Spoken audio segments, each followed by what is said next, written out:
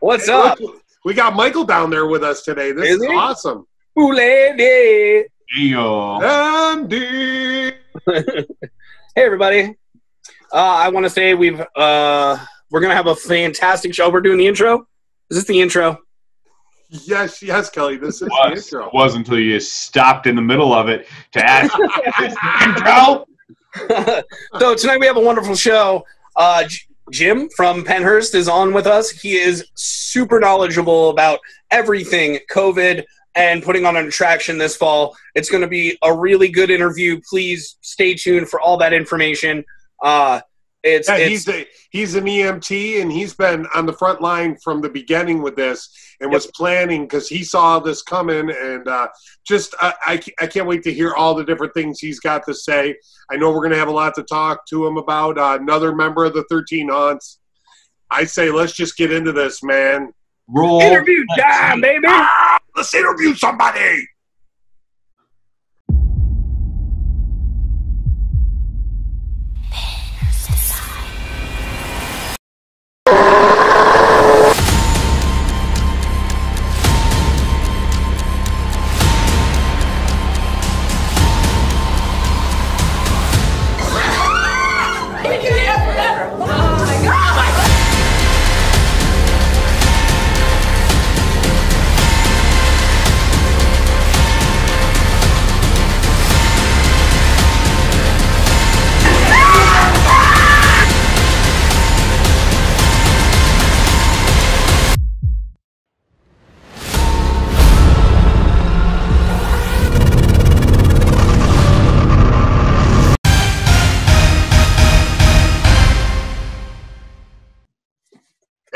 We're back. How's everybody doing? Wow. That guy down there with the hair has a tape measure. Maybe that's what I need to get my hair growing back. there's no help for you, buddy. Hey, you know what? I got an idea. I'm gonna start carrying around a tape measure at Transworld next year with my balloon. Yeah. Y'all know where that's going. So, hey, let's jump into it. Right now, we got Jim from Pennhurst with us tonight, man. We're excited. This is really cool. Jim, man, thanks for coming in. Fellow 13 Haunts, part of the group with Reapers and all the other Haunts. But let's jump right into it, man. Jim, thanks for coming in. And my first question is, how did you get started haunting, and how many years have you been haunting? Well, thank you guys for bringing me in tonight. That's awesome to be able to sit down and talk with you. I actually was into haunting back in the 90s. Did some small area haunts, a place called Dark in the Park, which was a walking path haunt that ran for a few years that I was involved with. I was a kid back then. And then there was a country market, like a farmer's market, that would have a haunt, and I'd jump in there as an extra actor, getting paid nothing and just jumping out and shouting boo with a crappy latex mask on. It was kind of a good start. And then took a life break for about 15, 20 years, and then got the opportunity to come back to Pennhurst in 2012. The crew at that time brought me on as an actor. And then from that point, I've grown to 2020, where now I'm working as one of the managers. So it's been a good growth, but a lot of it's been at Pennhurst since 2012. Excellent. And I want to go on the record for saying Paul Cochran, the original owner of Reapers, will love the fact that you said boo. That's his favorite. Hey, it was all we knew at the time. Tony the Tigers are a close second. So that's awesome, man. So one of the managers, the way Matt was saying, it's kind of like your operations. You run a lot of the operations there. What's your responsibilities? What do you do on a typical night? Do you get a chance to act anymore? On occasion, I do get to act, and it's definitely a highlight of every season when I get to put in a costume and go be a character for the evening. But for the most part, I handle safety, logistics, human resources, a lot of the really boring parts of the haunt. Of course, you can't work at a haunt without swinging a hammer. You can't work at a haunt without being involved in build and development. But for the most part, I keep the place safe. I keep the trains running on time. I make sure that logistically the show is as smooth and safe as possible. So he's our Mike Hefner. That's cool. We're gonna just start calling you Mad Jim. Mad Jim. Yeah, we got our Mad Mike. Very, very cool. Well, I've talked enough. Michael, why don't you jump in and ask Jim a question? Well, I mean, I love Pennhurst. Pennhurst has always been something that really, stuck out for me. And right from the get-go, it has a lot of unique qualities. From my perspective, the unique quality of Pennhurst is the property. You know what I mean? That's a property that's been there for several decades. Just walking in, really sets the ambiance for what you're about to experience. But there are several buildings on the property, and you guys utilize a couple of them at this point. But what's it like with all those other buildings right now? Are you guys utilizing them for other things? Building? Are you guys finding old props in this old property? What do you guys have going on with the old buildings? Well, I mean, originally the build crews that came in for the original setup in 2010 to 2015, they did an incredible job searching through the property and finding these one-of-a-kind artifacts and props that just there are no duplicates anywhere on the earth. You can't, even someone making it wouldn't come close to some of the stuff that we have at our disposal thanks to their hard work. We started navigating away from the pre-set up kind of hospital motif in 2016, and we've gotten pretty far away from it, where we're kind of the theming has changed. We've updated. It's more special effects driven and lighting and sound driven, and just it's the evolution of the haunt. You can't stay the same. But in doing that, what we were able to do is take some of those one-of-a-kind artifacts from the site and then put them into the Mayflower building, which is the second most used building right now. And that's mostly a museum now. It's a walk-through historical museum about Pennhurst itself, whereas the haunt is the haunt. We now have a building basically dedicated to telling the story of 1908 to 1987 when Pennhurst was in operation. So it's definitely, we've diversified a little with that. We have history offerings now, which is kind of neat. But the haunt itself we've pulled stuff out of every building that we could find, and it's either archived now for the historical side, or we repurposed it to use in the attraction. So is there any future, any plans for the rest of the property and the buildings down the road? Well, I know long term there is a redevelopment project going on that the owners have talked about. That they've talked about. I know that it involves hopefully saving several of the buildings and reutilizing them for a variety of purposes. There are buildings, sadly, on the property that are just so far gone. I mean, to give you an example, like the Union building was slated for demolition in the 70s, and it never got torn down. Things still standing up right now. So wow. These buildings are really old, very, very dangerous. But we've done a good job about getting anything of historical value out of them.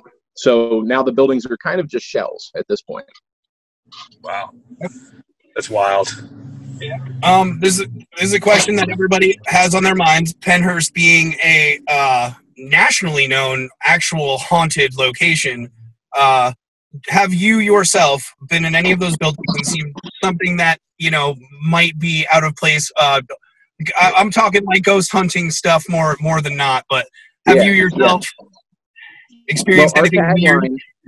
Our tagline for years has been "The fear is real," because it is a nationally known paranormally active location. And I've been on a whole lot of paranormal investigations over the years. We've had teams come in from television shows.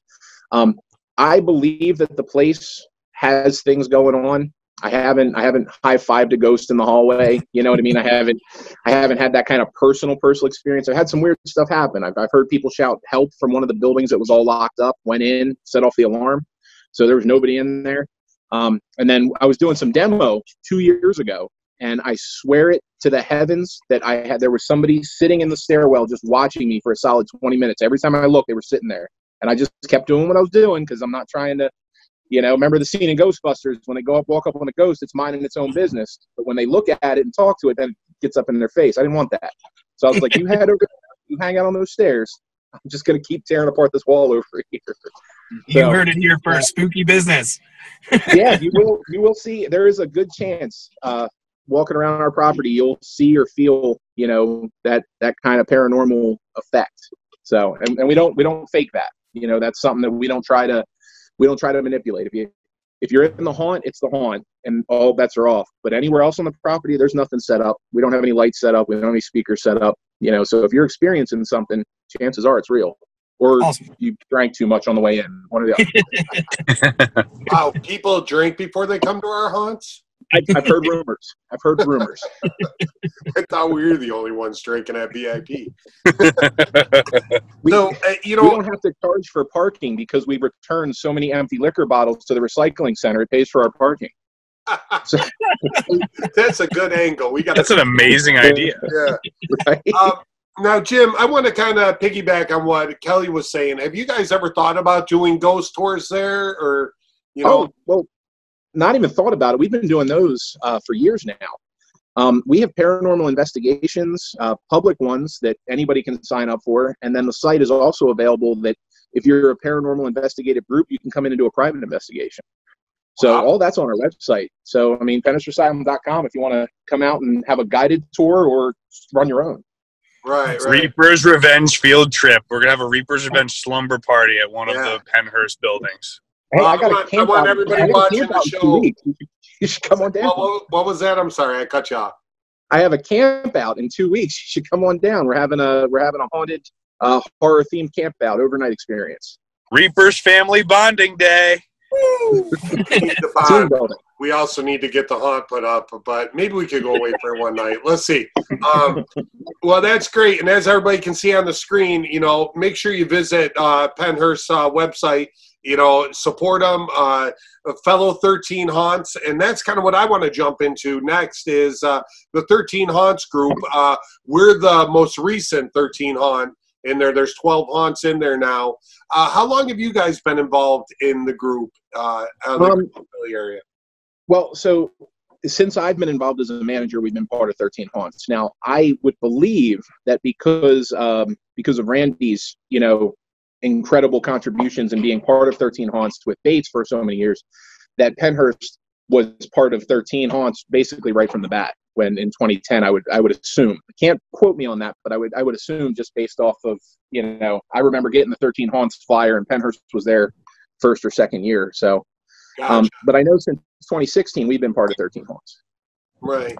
It's a great group. I mean, like I said, what are we like 3 or 4 years now in 13 Haunts? I want to say it's third. This is the third, yeah, and we were late to the game, but a great group. People that don't know what it is, there's 12 haunts involved right now, and we all support each other during the COVID crisis and everything that's going on with the pandemic. We're all sharing information, making sure we're safe. That's something we're going to get to in a minute here, but. It's a great organization. We market each other, and we're all friendly. It's not like we're competing against each other. Reapers is the furthest from all you guys, but everybody down there is just great to each other and really supportive. And that's what I love when all of us sit in a room and we're just like an open book. It's great to be able to share information. I love it. So yeah, I know. Primarily, Matt is the main contact liaison for all our 13 Haunt stuff. But what I know from my level, and especially just knowing the industry in general and paying attention to trends around the country, you see a lot of areas where Haunt A is 20 miles from Haunt B, but they're fighting with each other. They're cutting each other's throats, and this industry is stronger, in my opinion, when we do things like we do with 13 Haunts, where a collective of haunted attractions support each other. It protects the industry, first of all. It truly protects the industry. But then it also elevates each one of those attractions. Hey, you checked out my show. Go down the road and check out his now. It's awesome. Right. The last 2 years, I was putting up a new screen park. And I'll tell you, some of the best support I got was from my Reapers family and from Bob Narquist at Pure Terror. Both within an hour to 2 hours of where I was putting up a screen park in New York. And it was quite a project that I took on. And thank God I'm done with that. I came back to Reapers and now I'm a small owner there. But like you said, what kind of support, in an industry where I'm going and putting up a haunt an hour away from somewhere, and then I'm welcomed back with open arms, 2 years later and offered an owner opportunity. I mean, that's pretty amazing. You just don't see that kind of thing in a lot of other industries. It's all cutthroat. So couldn't agree more with you, Jim. You know? So, and it was funny when Randy was on the show a little over a month ago, he said back in the beginning, things were a lot more cutthroat, and he loves the way it's evolved, you know? Yeah. Yeah. Well, I think a lot of that credit goes to him. I mean, he's one of the greatest advocates for the industry, and I think that we're always going to think about our haunt. Our haunt is ground zero. It's what we care about. It's what we need to strive to be the best at. But the success of the industry should be invested in every person who's invested in a haunt. You know, if the industry's strong, every haunt's going to do well. Right, right. And Reapers wouldn't be where we are if Randy hadn't guided us in the beginning. I mean, Randy guided Paul from day one, and it was just incredible. And he's always been an awesome resource for us. Couldn't be happier with having that connection. So, all right, let's get to the $1 million question. What's going on this year at Pennhurst? And tell us a little bit about your plans. How are you going to save Halloween? You know, what are you doing safety wise? And you know, tell your fans what you're doing. So I'm in a unique position because I actually work in EMS, and I got alerts about this COVID stuff in January, and it looked like it was going to be nasty. So I started thinking about, you know, real tentatively, wow, if this were to spread bad, how would that affect us? And then come February, March, the whole world ended basically, and then everybody's locked in and can't do anything. And we started evaluating, you know, starting from, you know, the best points. You know, you look at the CDC, the World Health Organization, the Pennsylvania Health Department, the county health department, and you look at all their standards and you try to figure out which standards are universal. And that's where we started with our plan. Obviously, the counties are deciding and the state are deciding on crowd levels. Now, of course, I don't know if you guys gotten lucky enough to get a specific answer from the state, but I sure haven't. We're supposed to run lower numbers, but no one tells us what those lower numbers are. You know, our county has some definitions that we're going to try to meet, but what we're hoping to do this season is it's going to be a different show. It's certainly not going to be the wait in a queue line for an hour and a half. We're basically eliminating our queue lines. We're going to start a time ticketing and virtual queue line that will begin in our parking lots. So when you show up, most likely where you park is going to be with your time period. And then as you exit your car, there's going to be signage everywhere and employees reminding you you're going to need to wear a mask. We're looking into the logistics of doing temperature testing of the guests as they arrive. And of course, signage explaining everything, audio recordings explaining this process, blaming everything on Uncle COVID. This is all his fault, you know. You know, and it's going to be a lot of time ticketing. It's going to be the virtual queues. We hope to actually eliminate our queue lines completely and re-theme our queue lines to make them part. We're an indoor attraction. We've always been an indoor attraction. But we want to expand our queue lines to walk the customers kind of around the whole property and uplight the buildings, add some outdoor scare zones, and make that queue line experience its own attraction. So that way, yes, they're walking, but now it's a much longer walk. And then when they get to the houses, they go right in, and they go in at rates that we can control, and that'll be set at the same rate that whatever the Department of Health says we can run. So that way we're not cramming 300 people into a building. We're not cramming them 2 feet away from each other. They're socially distanced. They're going through in their household groups, you know, because that's a key word, is the household group, keep them together. They're wearing their masks. All the good habits are being reinforced. And then they get to experience our show. Now, the one hard part for us is, you know, Pennhurst is a full contact haunt, and we've been that way forever. We're highly trained with our actors and our staff that we push the envelope, and people expect that. This year, that was one of the first things we had to take off the table. I couldn't think of any safe way to have actors consistently touching customers without freaking out every single health department worker in the country simultaneously. Like, they're all going to feel it, like there's a problem with the force, you know, like, whoa, there's a lot of touching happening there. So we had to eliminate that. But what we're doing is we've kind of focused on the reverse scare. You know, traditionally it's you set off animatronic air, you know, lighting sets off a distraction, and then your actor gets the scare because your actor can follow through on it. What we're doing is we're kind of developing it where the actor is now working the distraction, and then we're going to hit them crazy hard with the animatronics, with the air cannons, with the lighting, and with all the other non-contact, non-touching type stimulating things, vibrating floors, all that kind of stuff. You know, things, whoa, that scared the crap out of me because I was looking at that actor hiding behind the wall over there, waiting for him. So that's a big change for us, because normally our actors are in your face. And I mean, they're there the whole time from the second you walk into the room, sometimes through the next 3 rooms, because I can't keep them in one room to save my life. But you know, they're passionate about it, and they're crazy passionate about it. We did put out to our staff this year that there is going to be a different handbook. In fact, our handbook is probably about 5 pages longer on the front end, explaining all the COVID stuff, what they're expected to do. We have pretty good procedures for them. When they arrive, they're going to have to fill out a health form every day. They're going to have to submit to a temperature check every day. They're going to have to wear masks from the time they get out of their car to the time they get back in their car at the end of the day. And that's the way of the world. And they're going to have to social distance, which, if you guys know haunt workers as well as I do, social distancing is going to be like herding flaming cats. It's going to be the fun for them, because they kind of collapse on each other like neutron stars. They're all over each other. That is very much Kelly in my department and amongst several other managers on our staff. And we've just been looking at each other being like, hey, you make sure they don't go near each other. Then we're all looking at each other like, this is going to be nuts. Yeah. We plan on putting floor markers for the actors between the rooms where they can still talk to each other, but they're 6 feet apart when they do it. They're not going to be allowed in those squares. They're going to be no trespass zones kind of deal. The big thing that we were afraid of, and one of the things that I've talked in length to the health department about, is this idea of, oh, one of your actors came back positive for COVID, you know? And up till I talked to the health department, it really was like a nightmare situation, because, well, that actor walked past that actor, and then they walked past this manager, and those 4 staff people walk, you know what I mean? Like, it spreads like crazy.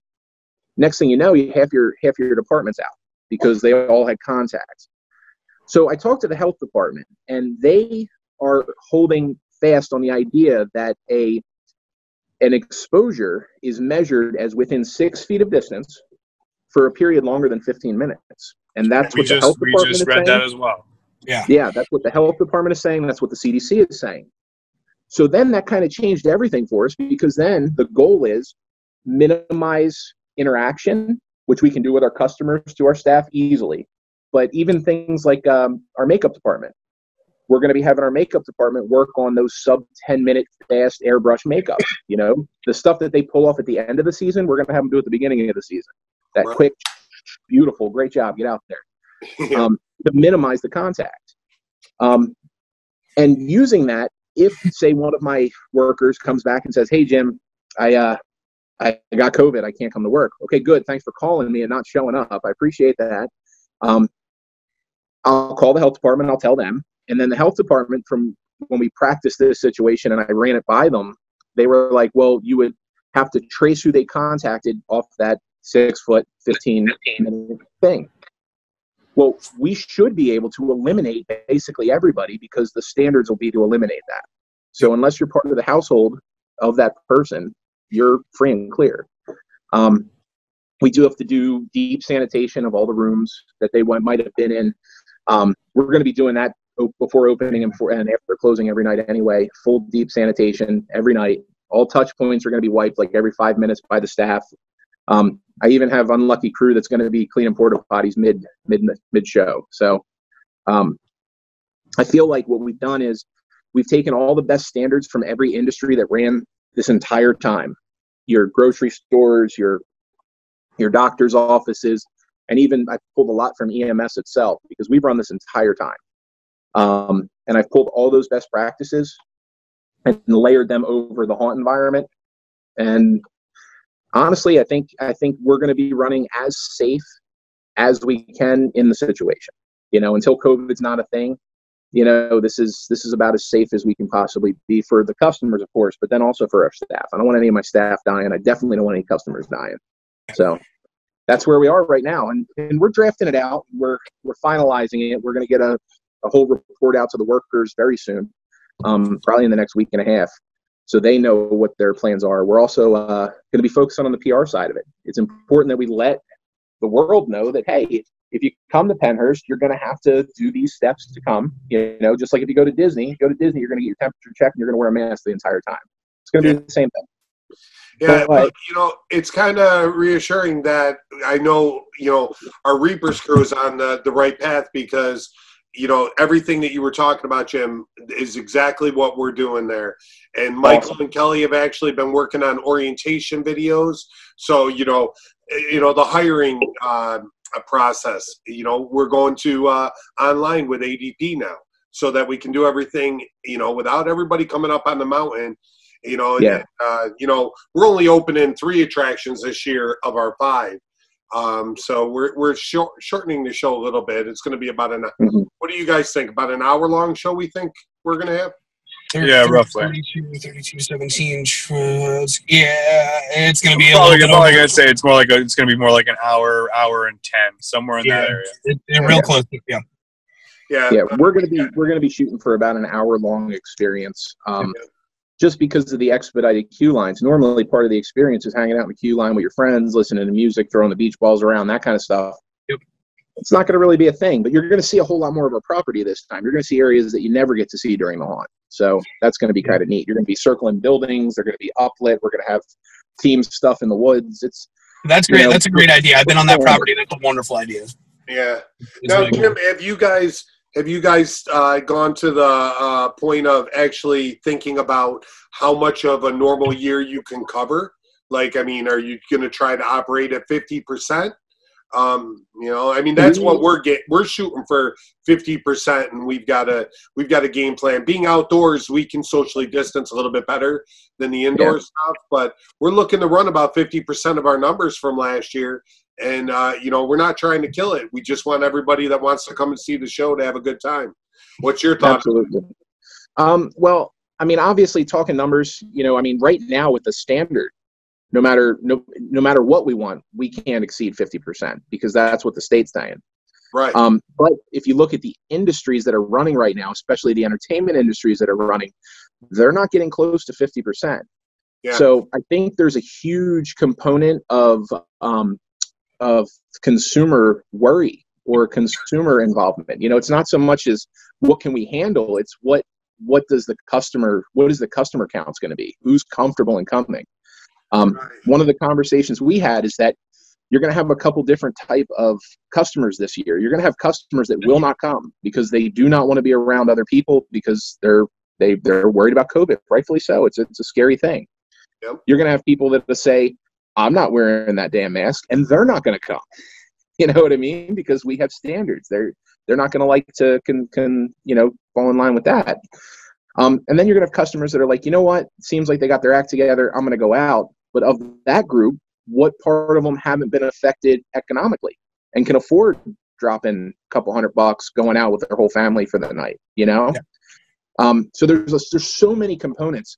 I know that we are going to cap for the first time ever. We are capping our tickets each night, and that is a definite thing. Like, you're most likely not going to be able to come up to our door and just buy a ticket. That's something that's going to be very different for us because normally you show up, you're going through. So we're definitely capping things, and we're probably going to cap them in such a way that we can have a throughput where if at any time we have an issue, we can guarantee that household units were separated, that our actors were always, never surrounded by a conga line of customers that are just standing there. So I can't say exact numbers. I mean, we could be hopeful. We could always hope for a 30, 40, 50% season, God willing, that it's safe enough to do that. But we're going to be prepared for some worst case scenarios as well, and if it ends up being, oh, wow, it's second week of October, Saturday night, and 300 people are here, it's like, this is not good. We'll have to reevaluate at that time, of course, Right. It won't be, words of advertising. We're going to let the world know that A, we're open, and B, we're safe. So. Right. Yeah, we're doing a similar limiting situation because we're only going to be running our main parking lot. So we're going to really gauge our show based on, we're not doing any overflow parking lots. So some people might come and we're going to tell them, hey, you can come back in an hour when parking's available, but this is how we're going to do it. And, you know, we're hoping best case scenario for 50%. But like you said, you know, theme parks seeing anywhere from 30 to 50% right now. You know, I mean, like Alan and Spencer and all the guys from Earworm, you know, that did the 6 feet under thing. You know, a lot of people don't think it's going to be that, you know, everybody's really chomping at the bit to go out and enjoy something this fall. I kind of feel that same way, but I don't want to get excited thinking the numbers are going to be great because I just want to save this year. I want people to have some entertainment. We told our actors, you don't want to act? Cool. No disrespect, when you know, no harm. Welcome back next year. I mean, and same with our guests. Some people are going to want to come. If you don't, we'll see you next year. You know? Yeah, we did something very similar with our actors. We sent out a notice explaining all the coming changes and the risks, and then told them, like, this is a bye year. If you don't want to come back, no problem. Yep. One of the issues of running into the significantly lower numbers that we're being forced to run with, and then, you know, that we may just have to experience, is we can't run the same scale of our cast. You know, that was a major issue, and we had a real hard time. Like, how in God's, our actors are the heart of our entire attraction. Like, how do you tell actor A not to come back this year? What we did was we opened it up and said, hey, if you're comfortable coming back, give us your availability. And it looks like, of the people that were like, hey, listen, I can't do it this year. It's too risky. I have a job. If I get sick, I'm like, I understand completely. And it looks like those numbers are falling in line for us, where I'm not calling somebody and telling them, hey, dude, I can't use you this year, which definitely made my life easier, you know, because I didn't want to do that. That's something I just couldn't even imagine having to do. Unfortunately on our end, I think we're gonna have to do that a little bit. Not as much as we'd like, but like, we're still gonna get the key actors we want in the right spots to handle this safely. And I mean, it's gonna be a bummer, but like, this is a year of, you have to go from being the fun guy to the fun police, which really is like mind-boggling to me. But it's just gonna have to work that way. This is a year of survival. It's a year of continuity. It's a great year to rebuild those projects that you've been looking at on the shelf, you know, that aren't expensive, but they're time consuming, and we never have time. God knows, in the haunt industry, there is never time. You know, I've got workshops that I've wanted to organize and clean for 4 years. Well, this is the year. You know, I've got time, because I'm not doing some huge, massive build like every other year. So, you know, we've got time to mess around with that kind of stuff, which in turn will make 2021 that much better. That much better. Yeah, I agree. You know, I think, you know, that's the thing a lot of people need to understand about this. You know, we're not trying to open because we're money hungry or any of those things. You know, it's really a survival thing right now. Yeah. A lot of businesses, including a lot of haunts, have gone under, will not be opening their doors ever again. You know, and I think some of us that are bigger shows, we're trying to do what we can safely to survive another year and be there in the future. So this isn't the cash cow year. This is hey, we made it enough to keep the electricity on, and great, the mortgage is paid. That's what we're shooting for this year. You know, I mean, that's the name of the game. I'm just hoping the water keeps coming through so I could take a shower. You know, right. You know, I got my bar set real low this year. You know, but you know, that's the thing I really can't emphasize. And Michael put that in the video that he put out to all our actors. You know, Michael, why don't you talk about what you did with that video, and then we're going to wrap this up. So right out of the gate, one of our bigger concerns, you know, right now is of course what you brought up earlier. You know, is it going to be capable of, you know, keeping 100 to 150 actors, you know, under control? You know, getting them to practice the idea of social distancing, keeping themselves clean, making sure they're always wearing masks. So, you know, yesterday myself and my co-captain Jen, you know, we put together, along with Kelly, a little bit of an intro video as to what we're expecting, where we're straight up just telling the actors, like, you need to understand that if you do not wish to work this year, there's no judgment against you. We'll welcome you back in the 2021 season.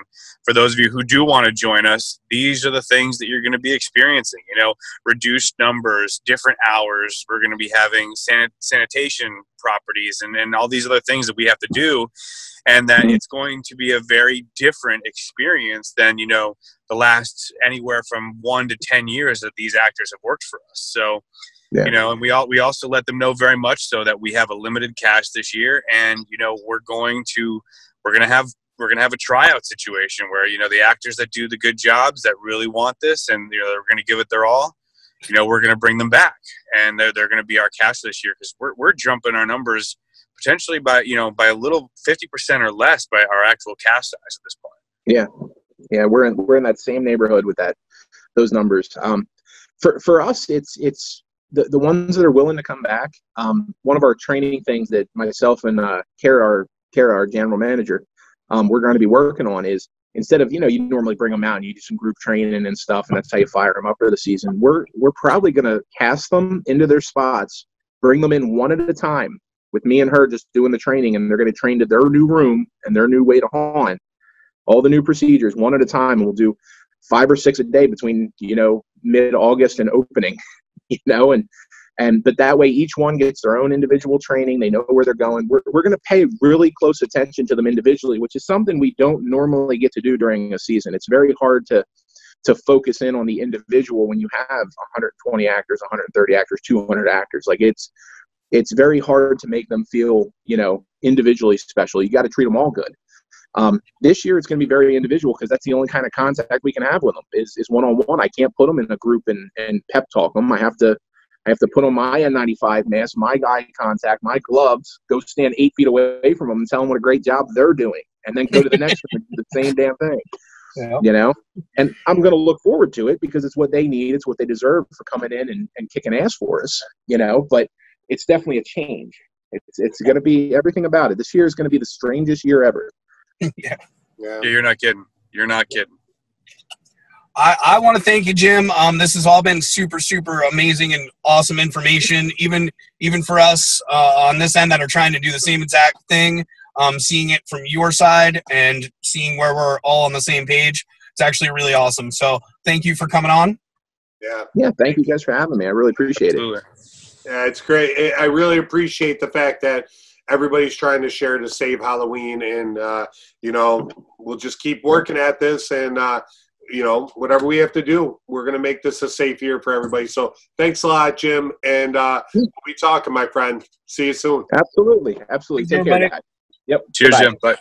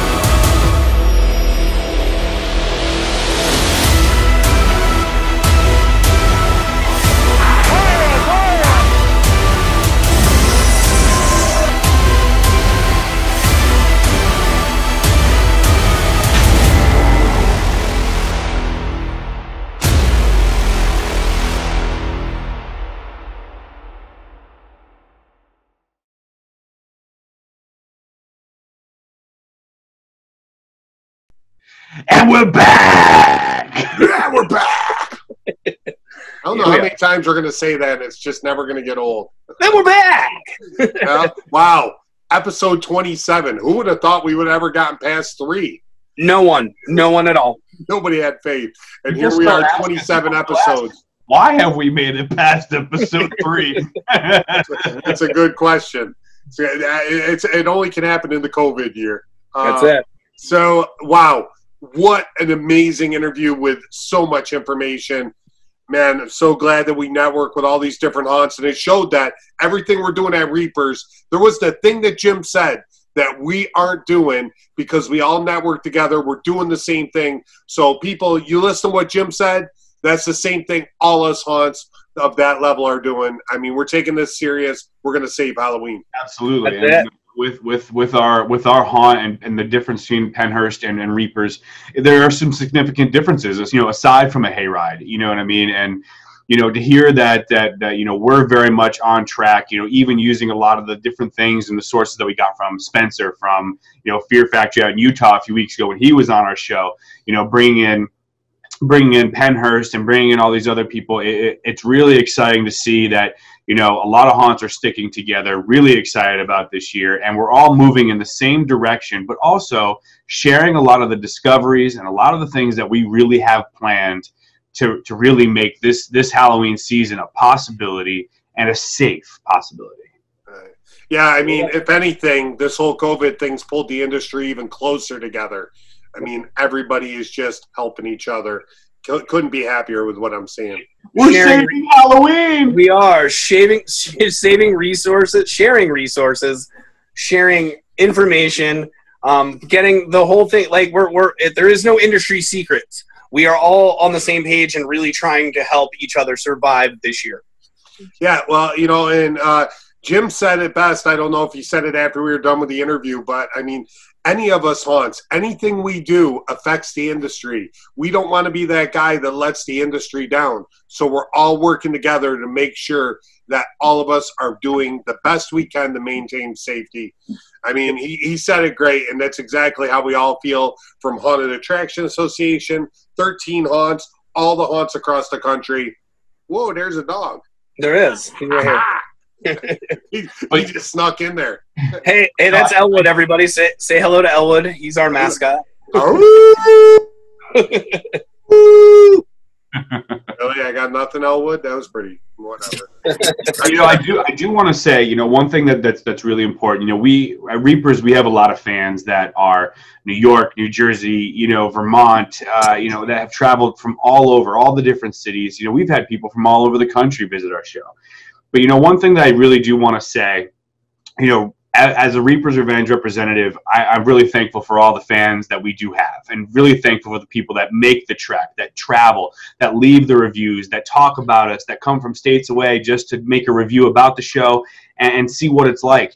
But, I really want to say this to the fans out there that are in other states and are in other cities.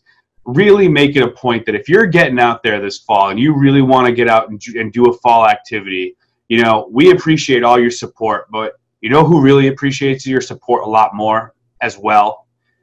It's your local haunt.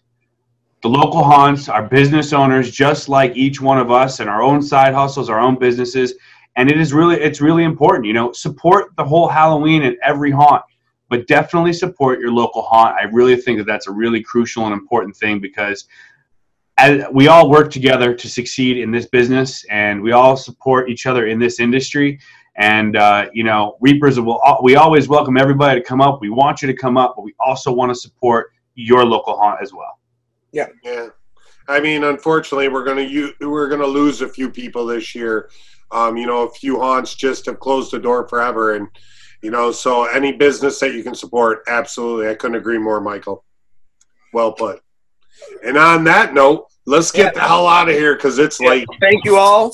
It's been a ride. We'll see you next week on Haunt Live Tonight with another exciting interview, fantastic topics, and lovely people like Todd right there. TODDZ. Yeah. and hopefully we get that whole carousel with there, Jen. What's up? Look at that lady. Look at her. I can't say anything else. I want to end the show with that. Boom. Good night, see you, everybody. folks. Good night. Bye.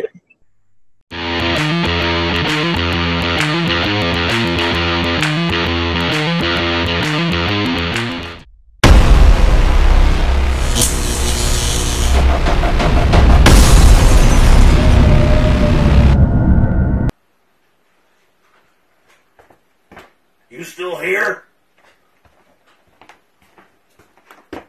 It's over.